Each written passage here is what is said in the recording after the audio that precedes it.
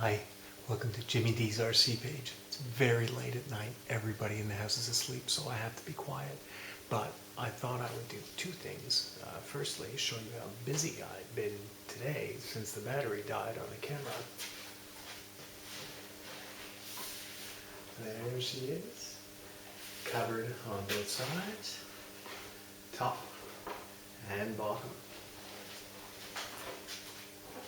I painted the engine cowl. Of course, this is going to need another coat. But, oh, starting to look the part, isn't it? Right?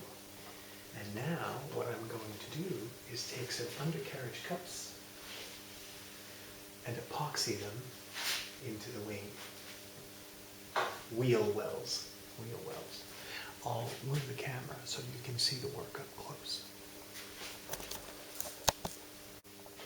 Okay, so here we go. I've got my wing, I've got my undercarriage cups, and if you wonder what those are, I was very lucky. We had to replace some of the door handles in the house, and in the door handle packaging were all of these different little containers. And I thought, you know what, those will be perfect to fit inside the wheel well of my Great Plains Spitfire, and they were the perfect size.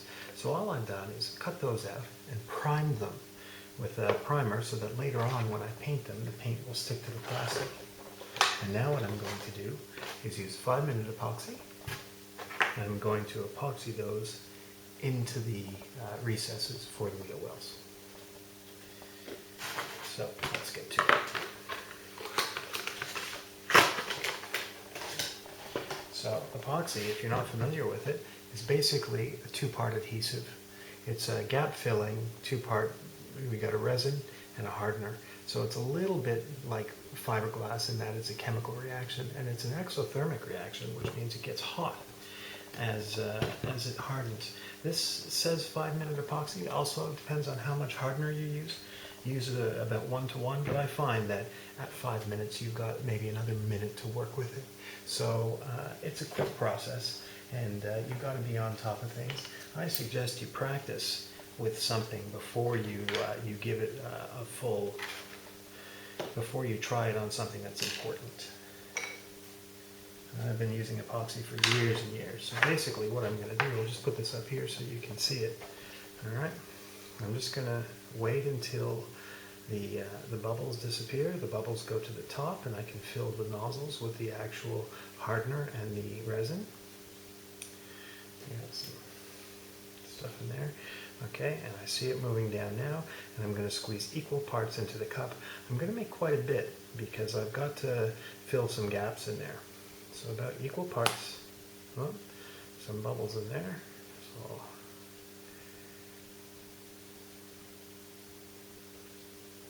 alright, feels like the hardener is fine. I'll just put a bit more resin in. Alright, there we go. Make sure you don't crisscross your lids. It's not a big deal, but then you might get a bit of a hardened bit of epoxy at the top.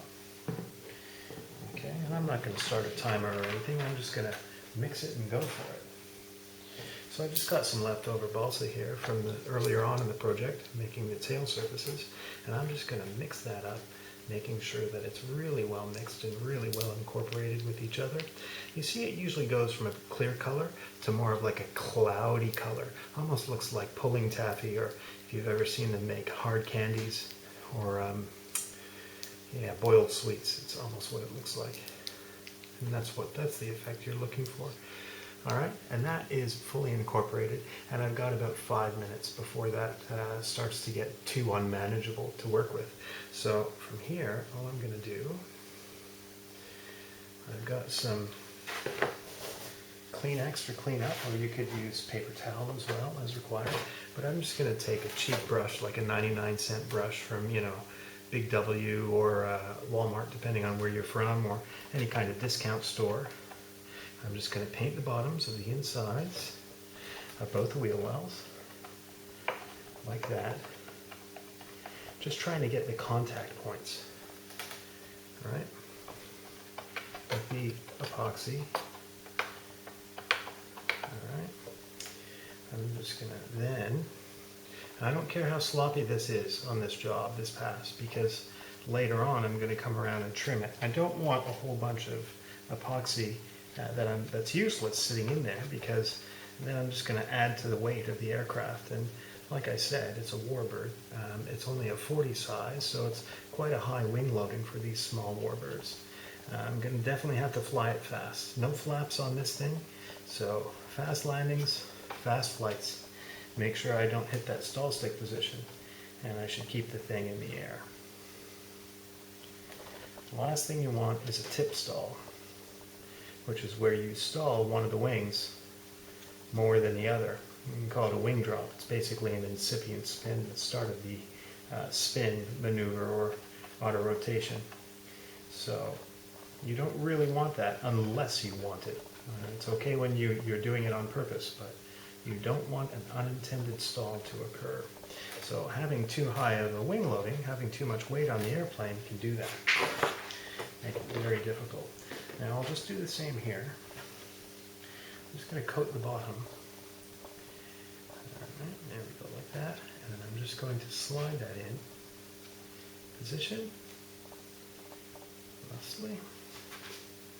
Same for this one. Coat the bottom.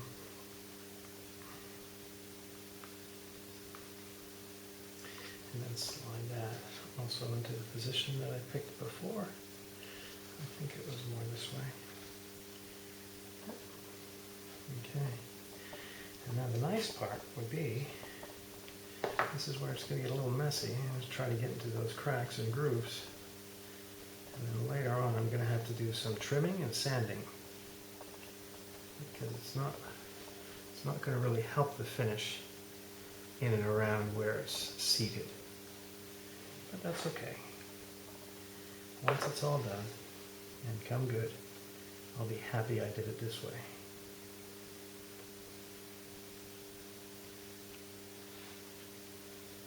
Yeah, I think I'm going to need to put a few coats of this in there. But here's a good starting point. Good starting point.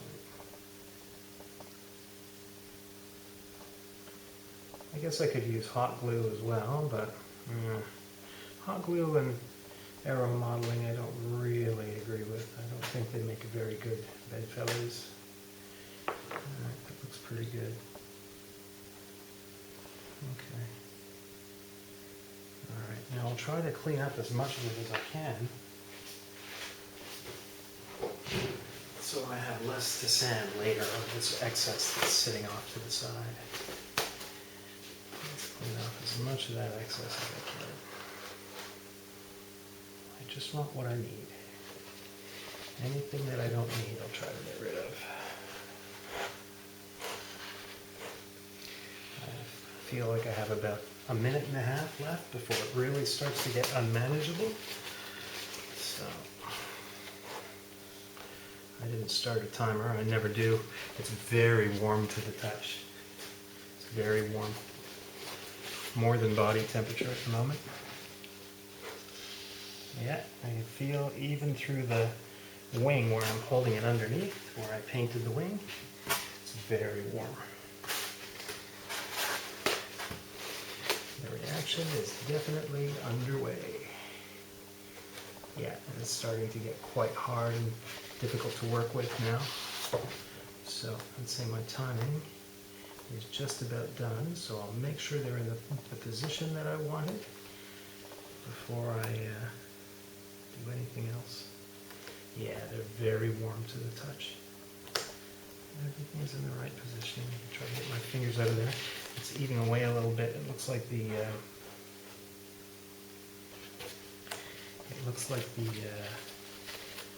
primer doesn't agree with the epoxy, and that's now getting too hard to work with. I can't work with that anymore. So yeah, that's a matter now of letting that really set, and I'll come back tomorrow. And tomorrow I'm going to trim these all flush. I'm probably going to use the Dremel to do that. Once they're trimmed flush, I'm going to put another thin layer of epoxy to fill any last gaps there are around there. And then it's going to be a matter of sanding back the surface so that it's ready for covering. Hopefully if I have enough time, this will all be covered by tomorrow night, if I can get away and get alone and do this enough. Anyway, thank you for stopping by. I hope you enjoyed this video. Thank you for subscribing if you're one of the subscribers. If you're not, consider it if you like what you see here. You guys have a great night or a great day whenever you happen to be watching the video. We'll see you again.